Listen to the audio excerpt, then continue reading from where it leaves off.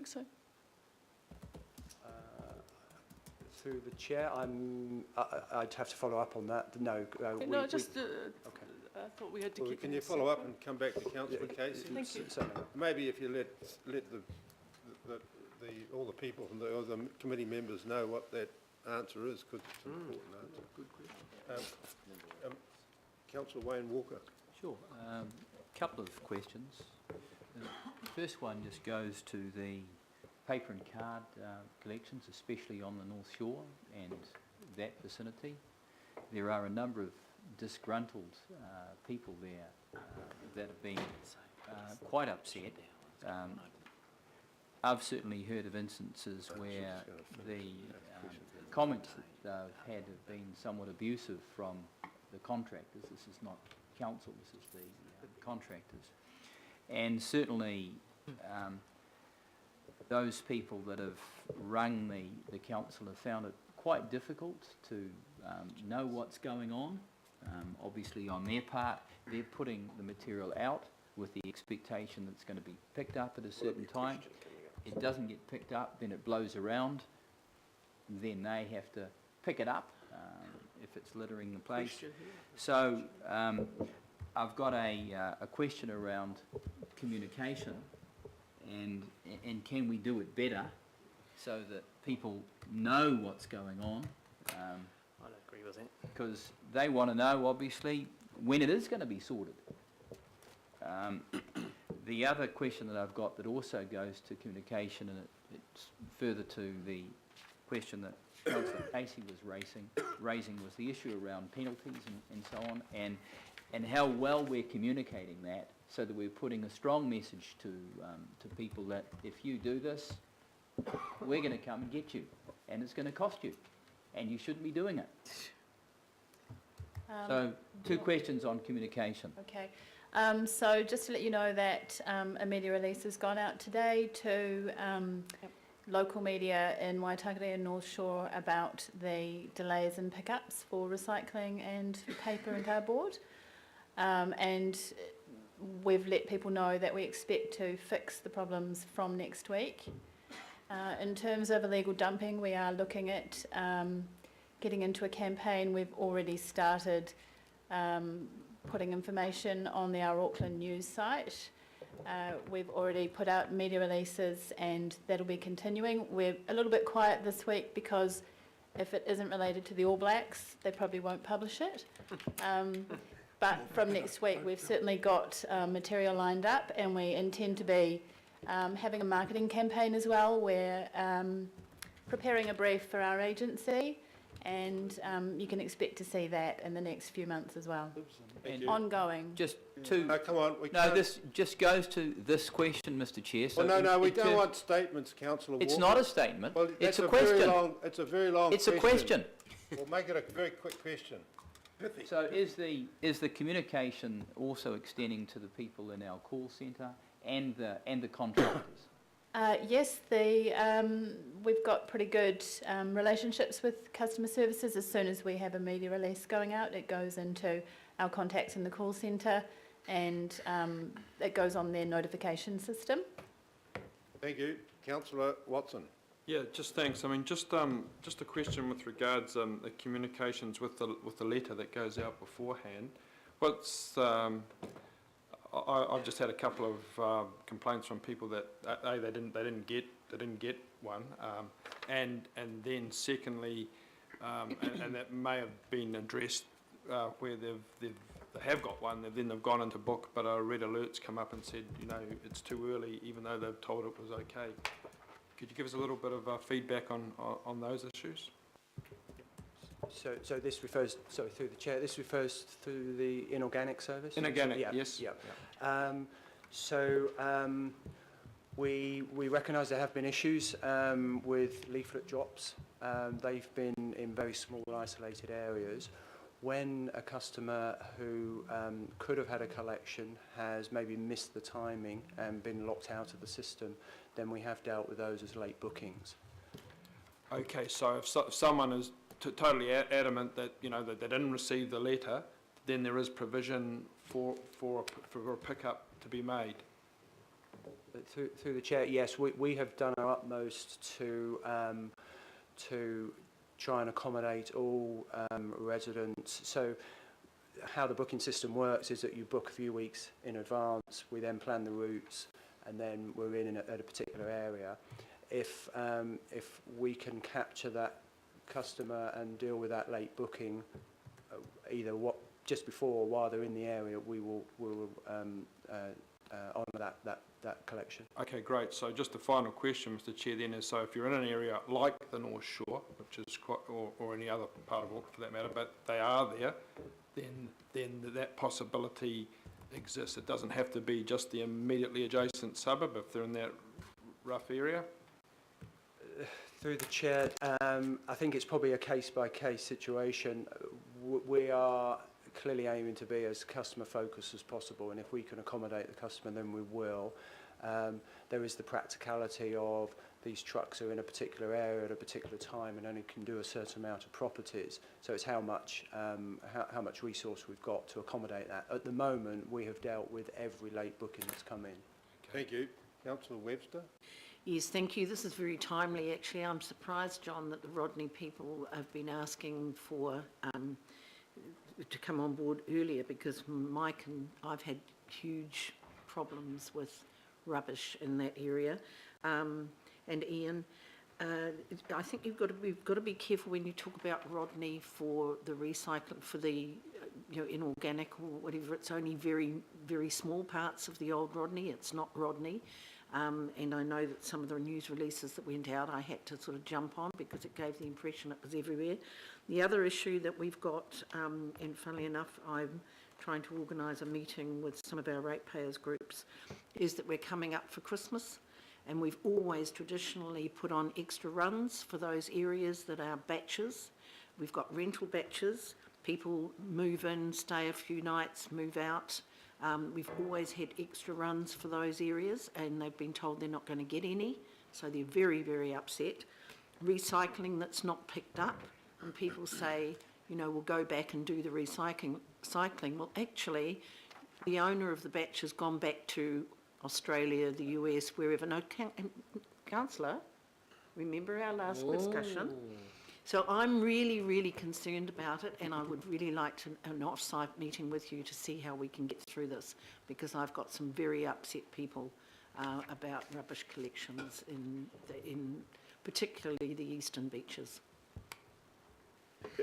Through the chair, just one quick comment, and we're really happy to meet you, Councillor. Rodney will be getting crate, moving from the crate recycling system to the 240 litre. That's going to make a major difference for the recycling issues over peak times of celebration, etc. The rubbish runs, waste to landfill, that's still provided by the private sector until we enter the market, and we have... But, sorry to jump in, but we used to be able to tell them when they would do it. And I mean, for example, in some of the beach areas, we always did it on a Monday, because on a Monday is when, they come up for the weekend, they leave their rubbish out, and now apparently some of them have been moved to a Wednesday or Thursday, so the seagulls get in and the place is a mess. Yeah, through the chair, we don't provide any waste to landfill service in most of the Rodney area. That is the contractor. Under our bylaw, there is limited ability for us to direct the contractor to have a rubbish run on a certain day. But when we do enter the market, which will be sooner rather than later, those issues we can actually resolve, because we'll be providing a service. But at the moment, we're not in that market, either in bag or bin. We're only in the market for recycling and the inorganic. So the other context could be rubbish on parks, etc., which I think I'm not talking about that. So you and I need to chat, John. Oh, no, just to remind councillors that we do have a solid waste working party, and I think that's an excellent forum for councillors. I don't know which councillors, there's only a limited number that probably attend that, but it's always open to all councillors to come along, and maybe we'll put out that to all councillors at the next date that we have the meeting. Councillor Penrose. Yeah, thanks, Mr. Chair. I'm not on that committee, but I do come along, so I have my 5 cents worth. I just want to acknowledge I just want to talk about Mangere, actually, Robertson Road, and acknowledge the team for the way they've conducted the business on this one. And I'm absolutely grateful that we've got our property maintenance bylaw in place now too. So, you know, that's a step in the right direction. And probably a reason why it has diminished now is because my colleague to the left here has emptied his house out. That aside, it's always going to be an ongoing battle, as we know, and particularly in the south, we've had an ongoing battle. And in regards to communication, and Councillor Wayne's comments, I can tell you that Manukau Courier did a fantastic job over the last 12 months informing the locals and the community of the south what was happening with the Tackle interchange and the widening of the southern motorway. Yet I, like Councillor Cashmore and Sir John, got numerous calls all the time saying what's happening, what's going on, you know. So no matter how often you tell people, they still don't want to know about it. So my question, Mr Chair, is surveillance cameras. Are we increasing our surveillance cameras across the south, well, across the region, where we have hotspots for illegal dumping? Through the chair, yes, we are, and we will be adding more as well.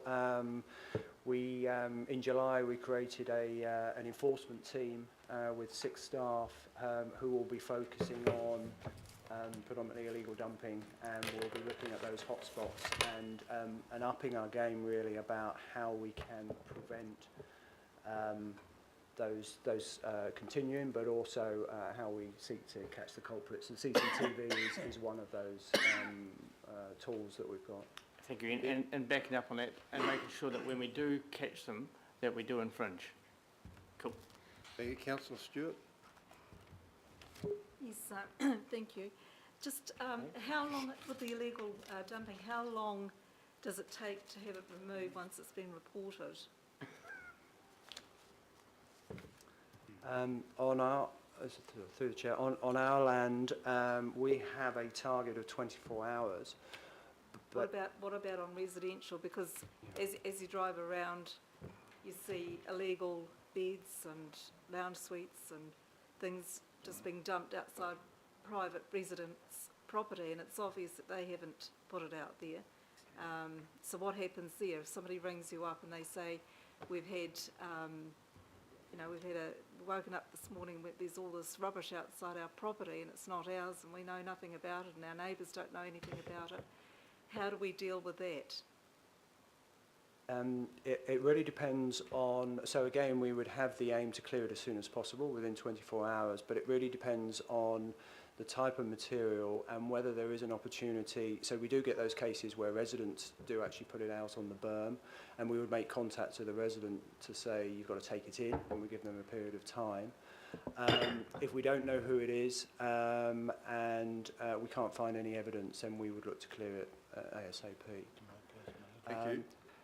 So I guess the other thing to add is that sometimes the material may be hazardous, so we would treat that as a priority and get that cleared even sooner. Thank you. Yeah, just through the chair, just reference to Councillor Stewart's question. If it's purely on private property, which I think was the genesis of your question, it's not 24 hours because the obligation in the first instance is the household owner. There are occasions we don't have rigid policies. We have flexibility. We apply common sense, and if a truck's going by and it's going to take a few minutes to throw it on the back, we'll apply common sense. But the starting point is it's the owner of that property's accountability to clear the material off, and it is more prevalent in properties that aren't fenced, where the community can't pick up the subtlety between is it a council issue or is it a private land issue. So there's no formula. It's a gut reaction to decide whether we will do something or whether we'll keep pushing. On the one with the Housing New Zealand, that was pretty clear. We would keep pushing. Government's got deep pockets. There's no requirement for us to come in and do their work for them. But there's no one situation. Each one's looked on its merits, and we try and look at them pretty quickly. Thank you. Councillor Holmes. Mr Chair, I think probably most of the issues have been canvassed. I'll save my discussion for our solid waste group. Thank you. But can I just say thank you to the team? Awesome work as always. We've still got 4 questions. Councillor Darby. I just had a comment once you've moved it, Mr Chair. Well, no, we're not going to have comments, we're not going to have a debate over the moving of it, so we just want to receive it, yeah. Okay, so I will comment now then as others. So, Mr Chair, I've seen the press release, and look, I thank the team for their tremendous work, and there's a lot of community interest, and if you look at the community interest, it's testimony of that inorganics take-up and willingness to get involved in that area. So I want to acknowledge that work, but I do have a concern about the recycling pickups, or the lack of recycling pickups on the North Shore. And I saw the press release this morning. There's a lot of interest and concern in at least the North Shore community. And it's not just in recent weeks. The press release talks about in recent weeks. My first complaint came 4th September, 2nd October, 4th October. So that was Takapuna, Glenfield, Forest Hill, Glenfield, 3rd of November, Castor Bay, yesterday, 5th November, Northcote. Absolutely. This is actually not a problem that's been going away very easily. And initially, the first arguments were around about the fatality, and the contractor had some issues leading out of that fatality. I just really want to have some absolute confidence that that particular contractor is going to be properly resourced so that next week we don't all keep fetching these complaints. Now, if I've fetched 5 emails silently out there, there are probably several hundred, if not 1,000, because we all know as elected members the barometer read.